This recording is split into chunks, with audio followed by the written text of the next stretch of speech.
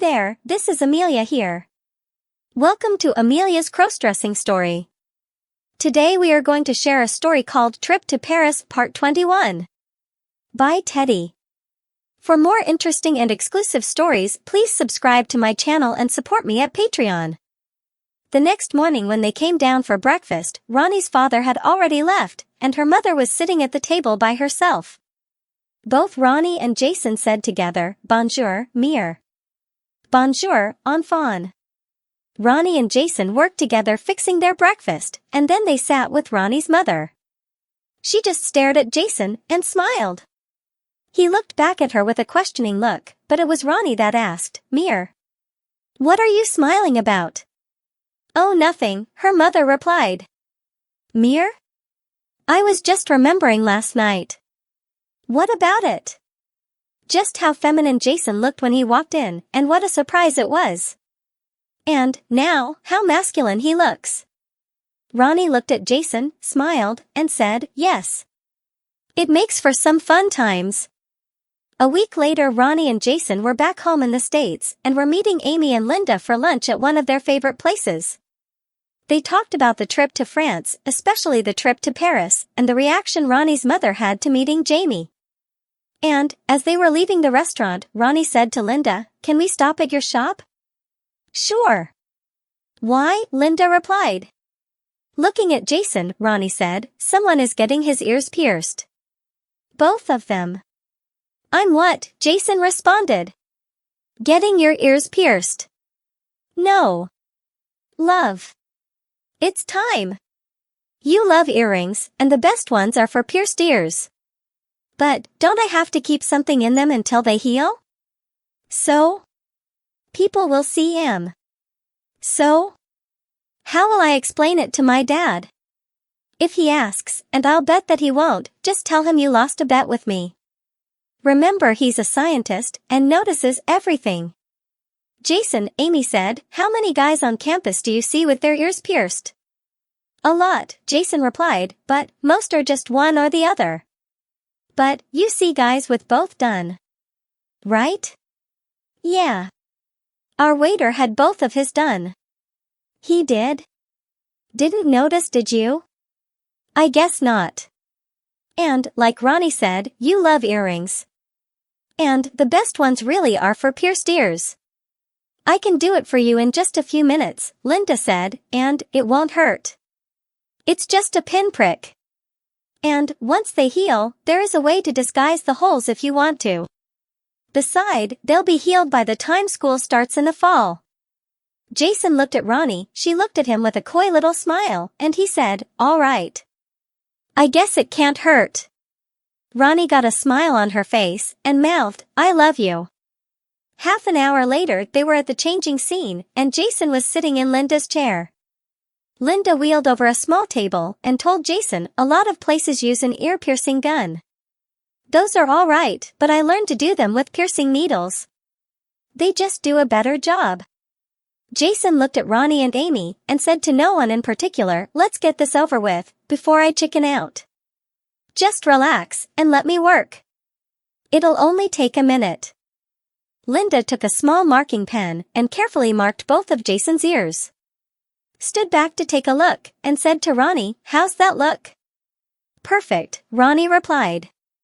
Linda then carefully cleaned Jason's left ear, took a piercing needle, and pushed it through his earlobe. She asked him, "Feel that?" "Just a little," he replied. Then she carefully placed a small stud in his ear. She then moved to his right ear, and repeated the process. Then she stepped back, looked at him, nodded her approval, and said to Ronnie and Amy, "Well, ladies, what do you think?" Ronnie smiled, and said, "Very nice." Amy also smiled, and said, "Welcome to the club, girlfriend." "Can I see?" Jason asked. "Sure," Linda said, as she turned the chair toward the mirror. Jason turned his head back and forth, looking at each ear, and finally said, "I guess it's not too bad. At least the studs are small." "Lover," Ronnie said, "they're cute." Jason turned, looked at her, grinned, and said, "Now, what are you going to get pierced?" "Huh? I got my ears pierced and I figured that you might as well get something interesting pierced. Oh, you think so? Just kidding. If Jason's dad had noticed the studs in his ears, he never said so. But, one evening a few weeks later, after they had dinner with his parents, Jason was helping his sister Mary with the dishes, and she said, "I love your studs." You noticed? Sure. A long time ago. I just wanted to see how long you were going to keep them in. I guess they're part of me now. Mom or Dad say anything about them? Mom did. Dad hasn't. I don't think he's even noticed. I figure if he had, he would have said something. He grumbles more about your long hair than anything else. Yeah. He said something tonight about getting a haircut. With a grin, Mary added, "Maybe you need a trip to the beauty shop?" He looked at her and just shook his head no. Mary added, "I've got some really cute, long, dangly earrings that you can borrow anytime you want. But, here." And she handed him a little box. He opened it, it contained 2 small diamond studs, and he said, "I can't take these." Why not? I bought them a while ago, have never worn them, and figured that you'd like them. Thanks, sis. I really do like them. He gave her a little hug, and she whispered, "Enjoy them, Jamie." She will. On the way home, Jason said, "Mary commented about my studs." What did she say? How cute they were. And she gave me these, he said, handing Ronnie the box. Ronnie opened the box and said, "How sweet. These are really cute." It was really nice of her. She also said that Mom has noticed my studs, but Dad hasn't. I figured as much. But he's sure after you about getting a haircut. I know. Maybe I should.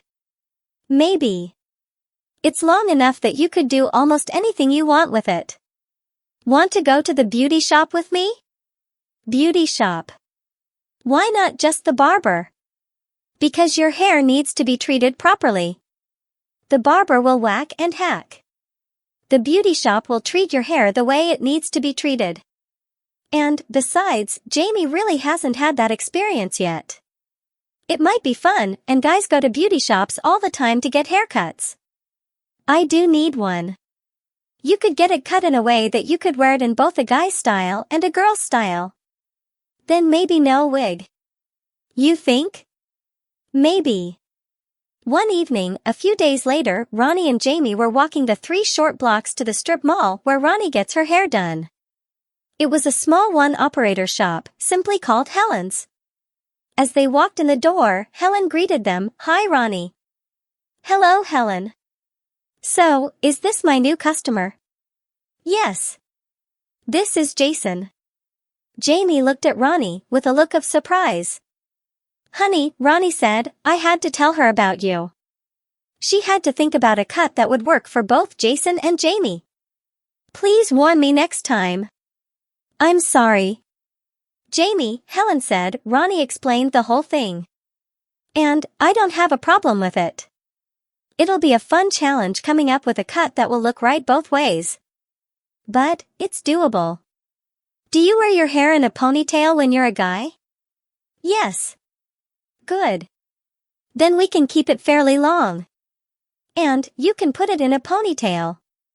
Guys or girls style." Helen worked on Jamie's hair for some time, wash, conditioner, and styling, before she was happy. When Ronnie saw it, she smiled and nodded her head yes. When Helen turned the chair for Jamie to see, the more Jamie looked at it, the more she smiled. Helen then said, "It's cut in such a way that you can do a number of things with it. Both the girls' and guys' ponytail. Then, being shoulder length, there are a number of girls' styles that it can be done in, some very easy, some very fancy. I've just done a simple one that covers your ears a little and falls onto your shoulders. You could easily change it to a little sexier look by just combing it so that it falls across your face and partially covers one eye. Ronnie knows what I'm talking about, don't you, honey?" "Yes," Ronnie said, "and, looking at her, I can see some things that would look very cute."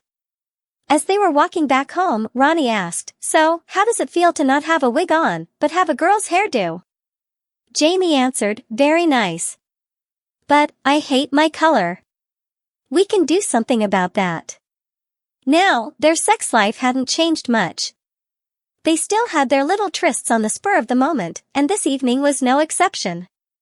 As they cuddled on the couch, Ronnie started running her hand through Jamie's hair and said, "It feels so soft and nice." And one thing led to another. Over the next couple of months, Jason went with Ronnie whenever she went to Helen's to have her hair done. He usually would just have his hair cut to keep the style that Helen had first given him. But every once in a while, he would have a wash, conditioner, and styling. And really loved the pampering. School had started. This was Ronnie's senior year, and Jason, being in a 5-year program, had 2 years to go. No one commented about Jason's pierced ears or his hair. And Jason's dad was still unhappy about the length of his hair and hadn't noticed, or at least mentioned, his ears. On a Friday just after New Year's, Ronnie came home with a sly smile on her face. Jason was working on supper and didn't notice right away. But, as they sat down to eat, Jason asked, "What have you been grinning about?" "Oh, nothing." "Right. Oh, nothing means something." "That so?" "Yes." "What are you up to?" "Oh. I just found out something." "What?" "I stopped at Kathy's bridal boutique to pick up a new undergarments, and Dorothy remembered me from Amy and Linda's wedding." "So?" "Well. Back then, she had asked me if I was interested in doing some modeling for her, and I never got back to her. And she asked me again just now." "What kind of modeling?" "They do a big bridal fashion show early in the spring, and she wants me to model for it. They like to use local girls that aren't really models," and then Ronnie mumbled something. "What did you just mumble?" "Nothing," Ronnie said with a smile. "Nothing.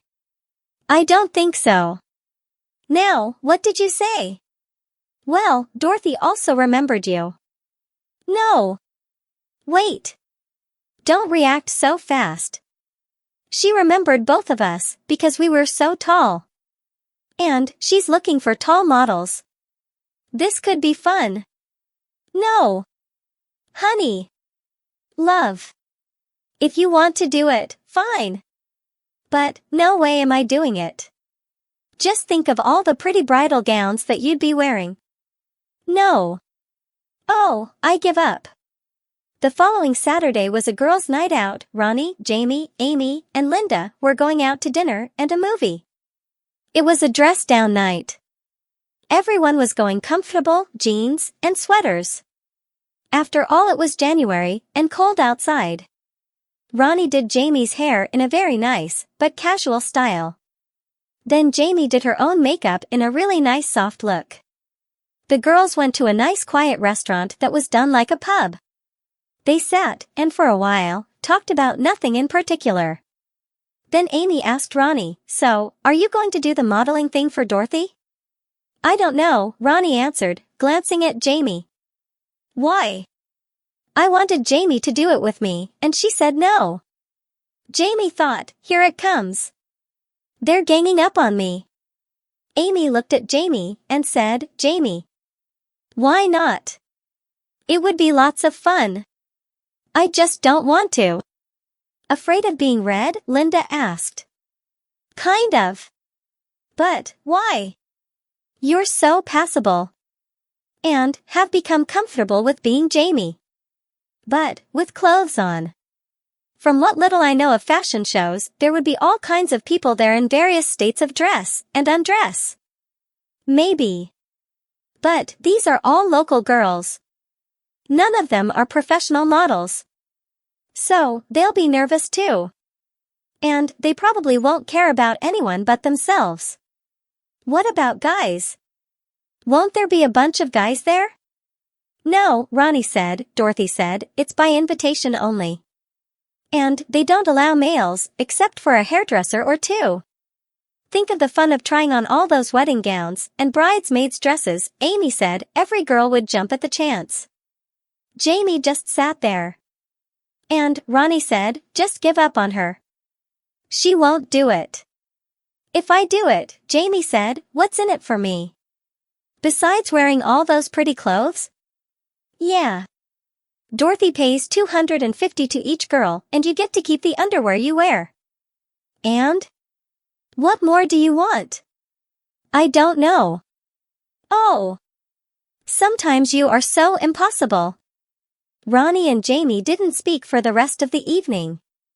Linda took Jamie aside after the movie and said, honey, you've hurt Ronnie's feelings. Just one thing, don't either of you go to bed mad. After they arrived home, Ronnie and Jamie didn't talk for a long time. Finally, Ronnie was in the kitchen, and Jamie walked up behind her and said, honey, that's all for now. See you in the next video. For more interesting stories, please subscribe to our channel, and for exclusive content, please join us on Patreon. Link in the comment.